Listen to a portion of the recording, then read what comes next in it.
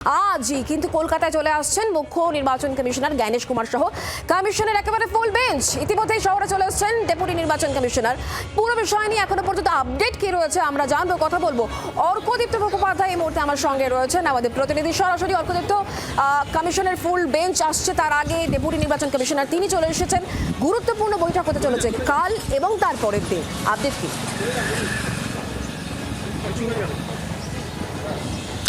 দেখো শুক্লা, আজকে সন্ধ্যে 8:15 নাগাদ মুখ্য নির্বাচন কমিশনার জ্ঞানেশ কুমার তিনি নামছেন ফুল বেঞ্চকে নিয়ে। ইতিমধ্যে deputy election commissioner Gyanesh Bharti তিনি এসে গিয়েছেন। আগামীকাল সকাল থেকে এবং পরশু অবধি একের পর এক বৈঠক রয়েছে। প্রথমেই 8টি স্বীকৃত রাজনৈতিক দলের সাথে অল পার্টি মিটিং করবেন, তারপরে তিনি বৈঠক করবেন সমস্ত এনফোর্সমেন্ট এজেন্সির সাথে এবং একই সঙ্গে রাজ্যের মুখ্য সচিব থেকে শুরু করে ডিজি সকলের সাথে এই দুদিনে তিনি বৈঠক করবেন। মূলত রাজ্যের কতটা ভোটের জন্য প্রস্তুত রয়েছে রাজ্য, সেই বিষয়টা তারা বুঝে নেবেন। এবং সবচেয়ে তাৎপর্যপূর্ণ বিবেচনাধীন তাদের নিয়ে কি আজকে কোনো রকম এই বৈঠকগুলোতে কোনো রকম আলোচনা হবে? কারণ সেটাই তো সবথেকে বড় ফ্যাক্টর হয়ে দাঁড়াচ্ছে। অবশ্যই আলোচনা হবে, তবে যেহেতু সেটা জুডিশিয়াল অফিসারদের হাতে রয়েছে, সুতরাং তাদের বিবেচনাধীন, তারা যতক্ষণ না সিদ্ধান্ত নিচ্ছেন এক্ষেত্রে কমিশনে কিন্তু খুশি করার থাকবে না।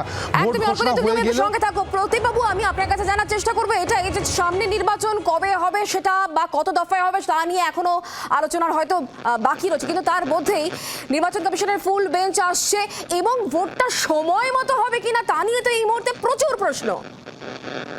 দেখুন, আমি মনে করি যে কালকে যখন অল পার্টি মিটিং হবে, আমার মনে হয় রাজনৈতিক দল নির্বিশেষে প্রত্যেককেই নির্বাচন কমিশনের কাছে প্রে করা উচিত যে ভোট হয়তো মানে 8 দফা আমরা দেখেছি, কিন্তু যদি দফা কমিয়েও করা হয়, কিন্তু বিবেচনাধীন মানুষদের আগে সেটা সেটেল হওয়ার পরে তারপরে কিন্তু ভোটের দিকে যাওয়া উচিত বলে আমি মনে করি। তাতে কি এইটাই কোন রাজনৈতিক দল এই নিয়ে বলছে, আর কোন রাজনৈতিক দল বলছে যে 60 লক্ষ মানুষ বিবেচনাধীন থাকুক কিন্তু আমরা ভোটে চলে যাই? এইটা কিন্তু কালকে একটা রাজনৈতিক ভাবে কার কি স্ট্যান্ড সেইটা, এবং ইলেকশন কমিশন কি স্ট্যান্ড নেয়।